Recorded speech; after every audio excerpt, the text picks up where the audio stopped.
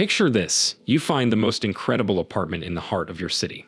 It's like something out of your dreams, spacious, perfectly laid out, and with all the amenities you could ever want. You get so excited as you picture yourself living there, but there's just one problem. As you fill out the rental application, you face a harsh reality. Your credit score is far from perfect. The landlord might as well have slammed the door in your face because you're trying to rent with bad credit. With rental prices skyrocketing each year, it's already hard enough to find an affordable place to live, and what's even harder is trying to do that with a low credit score. But don't give up just yet. In this video, we're going to walk you through 5 invaluable tips that can help you rent with bad or very little credit. Keep watching until the end, because that's when we'll talk about what landlords actually look for in your credit report and ways you can improve your credit. This way, you'll gain the upper hand and learn how to increase your chances of getting your dream place. So don't miss out. Welcome back to PST Finance. Our first tip is to take a different approach to renting and find a landlord who doesn't require credit. This means that they would evaluate your ability to pay rent using other methods. For example, renting with a bad credit score will definitely be harder if you try to rent a place managed by a property management company, but if you find a private landlord, you may have a little more wiggle room. In fact, there are some private landlords out there that only care about how much money you're making. For example, if the monthly rent is $1,500, they will only accept someone who makes around $3,000 or anything around that range. So you could search for a landlord who doesn't care about your credit or won't ask you to pull your credit. If you find someone like this, you still need to be cautious of scams and deals that sound too good to be true. Make sure that the landlord is legitimate by asking around the neighborhood or requesting a tour of the apartment or house. Check the paperwork very carefully, since some people do this to sell homes they don't even own. If your credit is bad, then you've already had financial problems, and another problem like this is the last thing you need, so be cautious and patient. The second tip we have is offering to pay a slightly higher rent or a higher deposit to be accepted. You might be thinking that this is counterintuitive, as you've already had financial problems, and now you're going to pay more, but this may be a really good option for you if you're struggling to rent due to a really bad credit score. For instance, if the landlord's asking for $1,500, you could offer $1,700. Maybe if they're asking for a $2,000 deposit, offer them a $2,500 deposit. Most landlords will return your security deposit as long as you haven't broken any of the terms outlined in your lease agreement, so you've got nothing to lose by offering a higher deposit as long as you read the lease agreement well. This could also be very useful if you've never rented before and have little credit history, which is as bad to landlords as having bad credit. So you need to save up some money before you decide to make that move. Our third tip is one that landlords love, and you'll likely get accepted if you do this: pay multiple months up front. You could just tell the landlord that you'll give them $3,000 right away if the rent is $1,000 per month. Landlords love this because it means they don't have to worry about whether you'll be able to pay for 3 months. This also gives you 3 months to accumulate some money and not worry about having to make a rent payment, while letting your landlord know that you have the money to pay your rent even with a bad credit history. So instead of submitting your credit report, you will have to submit proof of income. You can submit 3 or 4 months of bank statements that show how much money you have in your bank account to give them more security. Just be sure to block out your bank account number to be safe. A trick to pull this off is that you and your family or friends can send each other money every day using any app like PayPal or Venmo. This will make it seem like you have a lot of cash flowing into your bank account. If you do this over a few months, you can make it look like you make triple the rent they ask for. Other sources of income you can include are any income from any side hustles you could be doing. For example, if you make some extra cash dragging for Uber, you should include that. For the fourth tip, consider having someone write a letter of reference for you. This might sound old-fashioned, but letters of reference could carry a lot of weight with people, especially if they're from your employer or previous landlord.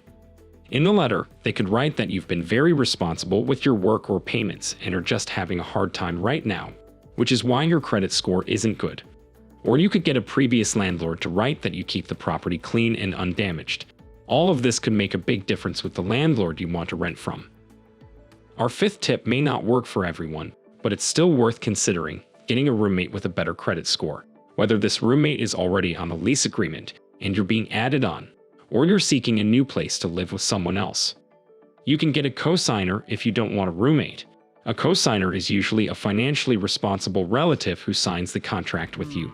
So the landlord has some guarantee and someone to go after if you fail to pay your rent.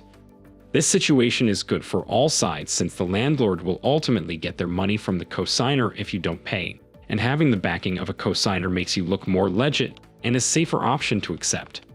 The downside to this is that if you default, you could ruin your cosigner's credit score as well, which can create bad blood between the two of you. So before asking a loved one to cosign, it's important that you both understand the risks involved. If you can't get a roommate or a cosigner, then you could get a guarantor. A guarantor can vouch for you and let the landlord know that you're good for your money, but they are not entitled to live in the apartment or rental home. Now that we have reviewed the tips, let's discuss what landlords actually look for in your credit reports and how you can use that knowledge to increase your chances of getting that apartment or house. Landlords care about your credit report because it acts as a picture of your behavior. They look for events of defaulting on payments in the past or any collection accounts, which are unpaid debts that have been sold to a debt collections agency that will attempt to collect the debt. You could pull up a credit report, see what's wrong, and try to work on it to improve it. But we didn't include that in our tips because this process could take months, and if you want to rent a place immediately, there will be no time to improve your credit score. Still, you can request a credit report by visiting annualcreditreport.com. You're entitled to a free credit report once a year. You might be surprised to see that your credit is bad because of something you already paid, but it wasn't taken off your credit reports, so you'd only need to dispute that with the credit bureau that has made a mistake to improve your credit. Once you pull your credit report and know what went wrong, you can write a letter to your potential landlord explaining everything in your credit report. Let's say you had a health emergency that affected your finances and, in turn, your credit score. Then you could just explain that to the landlord, and this could increase your chances of being accepted. You could also say that the negative items in your credit reports are news to you and that you don't know how they happened. You could say that you're in the process of disputing them. They might accept that excuse as long as you offer something in return, like a higher deposit. If you still end up getting a denial letter, you should still read it because it gives you the right to ask for further information, and not many people actually take that step. Suppose you question the landlord or the property management company about it and say that you want to discuss it with them. In that case, they might start looking at you differently and think you're a serious person who really wants that apartment, and you could get another chance at getting the place you want. Now, let's say you succeeded in renting a place with a bad credit score. What can you do to build that credit back up? Remember that your debt makes up 30% of your credit score, so don't use more than that to stay safe. For example, if you have a $3,000 balance credit card, don't spend more than $1,000 using it.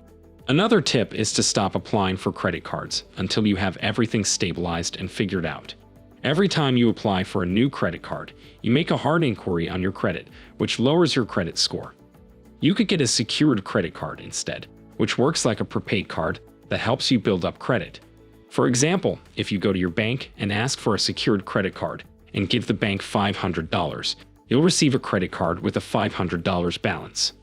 After a year or two, the bank could offer to turn your secured credit card into an actual credit card and give you that $500 back. Thus, you don't have anything to lose as the bank only keeps the money for collateral. Hopefully, you can get around building up your credit score again after you follow our tips to find the perfect apartment for you. Well, that is everything for now. What do you think? Will you be following any of these tips? Please let us know what you think in the comments below.